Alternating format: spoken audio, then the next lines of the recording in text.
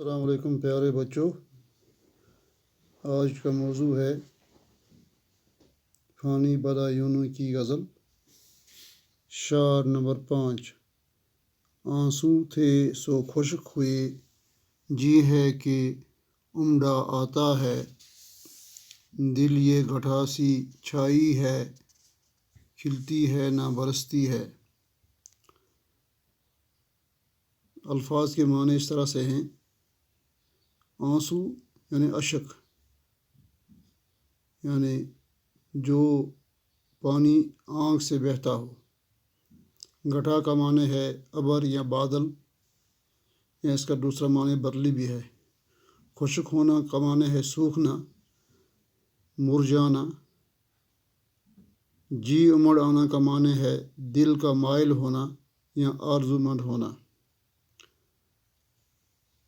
اس شعر میں فانی کہتے ہیں کہ اے میرے معشوق، تمہاری جدائی اور فراق نے مجھے بہت تڑپایا، اور روتے روتے میری آنکھوں کے آنسو اتنے بہے کہ اب خشک ہو چکے ہیں، اور دل باہر آنے کو بے قرار ہے، یعنی طبیعت میں کسی قسم کا ٹھہراؤ نہیں رہا۔ بے قراری روز بروز بڑھ رہی ہے، چنانچہ دل پر غم اور اداسی کے بادل چھائے ہوئے ہیں، جو کہ بالکل منجمد ہو چکے ہیں۔ نہ وہ آسمان پر پھیلتے ہیں اور نہ جم کر بارش برساتے ہیں، یعنی میری حالت بھی اسی طرح جوں کی توں لگتی ہے۔ نہ کسی قسم کی خوشی میسر ہے اور نہ رونے کو جی چاہ رہا ہے، بلکہ سکتہ کا عالم طاری ہے۔ تو آگے سے شعر نمبر 6 ہے۔ تو دل کا اجڑنا سہل سہی، بسنا سہل نہیں ظالم، بستی بسنا کھیل نہیں، بستے بستے بستی ہے۔ اجڑنا کا معنی ہے ویران ہونا یا تباہ ہونا، سہل کا معنی ہے آسان، صحیح کا معنی ہے درست، بستی بسانا معنی ہے آباد کرنا۔ شاعر اپنے محبوب سے مخاطب ہو کر کہتا ہے کہ اے میرے محبوب، کسی کے دل میں جگہ بنا کر پھر اس دل کو اجاڑنا بہت ہی آسان کام ہے، کیونکہ کسی تعمیر یا جگہ کو تباہ و برباد کرنا بہت ہی آسان کام ہے، مگر کسی تعمیر کو بنانا، پھر بنا کر اس کو بسانا ایک مشکل کام ہے۔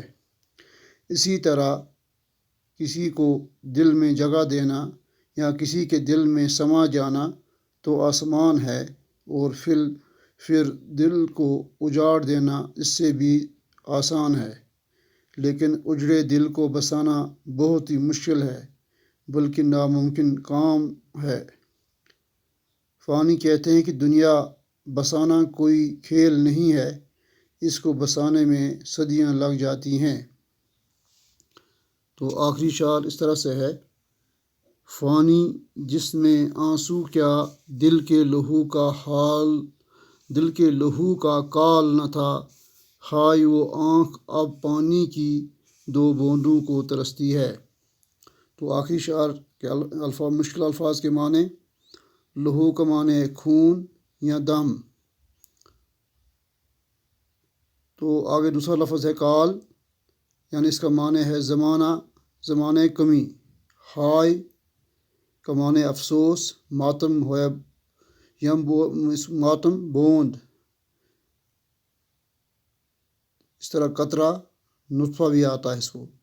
تو اس میں شاعر یعنی فانی اس مقطع میں، کیونکہ غزل کا جو آخری شعر ہوتا ہے وہ مقطع کہلاتا ہے، تو یہاں شاعر اس مقطع میں اپنے آپ سے مخاطب ہو کر کہتے ہیں اے فانی، میری آنکھوں میں آنسوں کے خزانے بھرے ہوئے تھے، بلکہ آنکھوں سے بہانے کے لیے دل میں خون ہر وقت موجود رہتا تھا، مگر جب سے معشوق کی جدائی میں ان آنکھوں نے آنسو بہانے شروع کیے اور ساتھ ساتھ خون جگر بھی کثرت سے بہایا، تب سے ان دونوں چیزوں کی کمی پاتا ہوں، یعنی محبوب کی جدائی میں میری آنکھیں اتنی خشک ہو گئی ہیں کہ اب یہ آنکھیں پانی کی 2 بوندوں کے لیے بھی ترستی ہیں، گویا آنکھیں بالکل خشک ہو گئی ہیں۔ تو آگے سے سوال نمبر 1 ہے، شاعر کس کی نظر کے بدلے میں اپنی جان جیسی قیمتی چیز دینا چاہتا ہے؟ تو یہاں اس کا جواب لکھا ہوا ہے، یہ خود ہی یاد کرنا۔ دوسرا سوال بھی آگے ہے، دوسرے شعر میں دل کی بستی کو نرالی بستی کیوں کہا گیا ہے؟